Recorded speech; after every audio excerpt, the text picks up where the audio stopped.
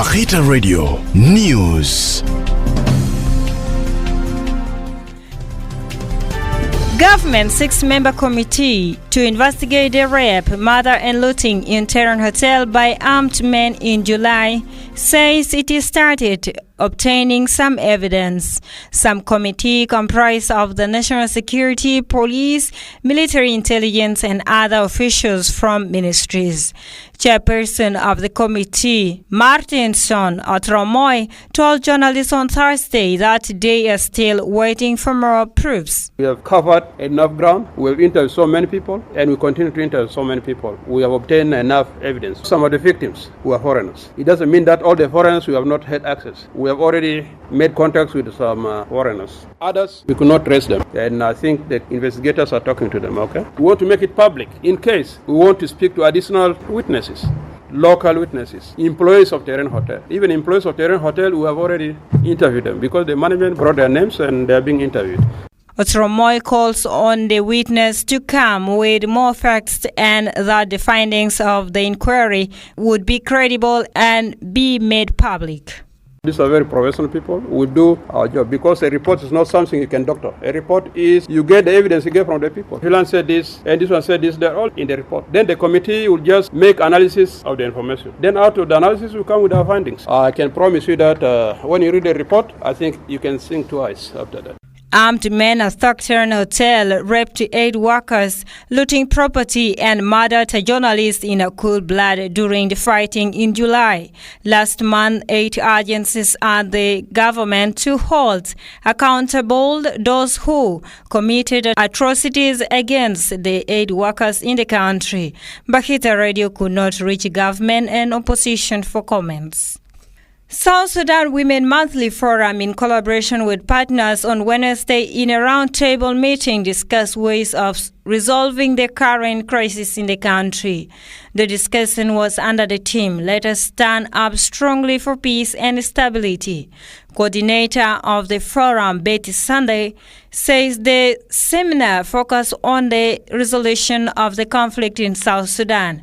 The group calls for peaceful coexistence among citizens. Forum head Betty Oboy says they are working to realize reconciliation and lasting peace at all levels in the country. 13 commissioners of Ye River State have been oriented in their work before dispersing to their respective counties.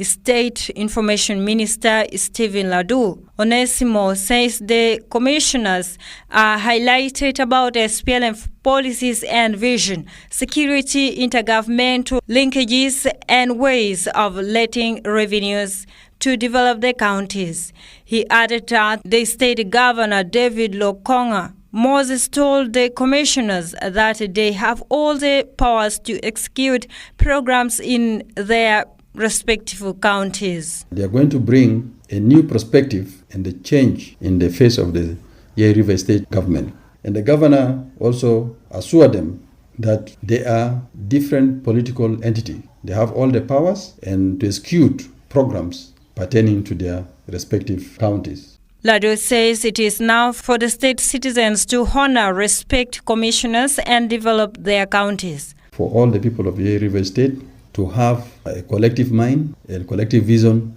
to develop their new counties, and it is their call.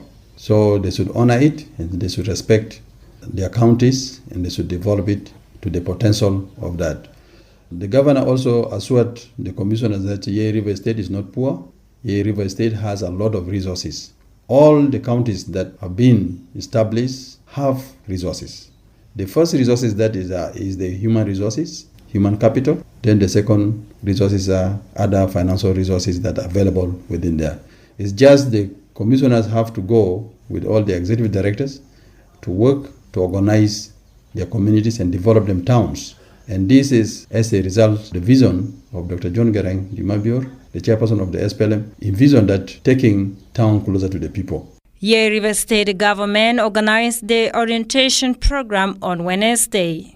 Tombra Commissioner on Tuesday vowed to punish people who interact with Ambororo armed nomads that enter the county illegally. Charles Babiro warned that any citizen who will be found giving sensitive information to the Ambororo will be dealt with seriously, Radio Anissa reported. He said security organs and the county authorities are working hard to ensure that the foreign pastoralists immediately quit the area with all their cows and weapons. Charles said the presence of the foreign pastoralists in the county is a serious security threat to the communities and need immediate response by the government. He assured that despite the presence of the Ambororo in the area, security situation had improved in the past few weeks. Charles revealed that the 6 criminals who were arrested and detained in the police custody 2 weeks ago for looting people at gunpoint are being tried in the county court. Few weeks ago, Tombra County, one of the peaceful areas in the state, started experiencing security threats as some armed men were looting people's property.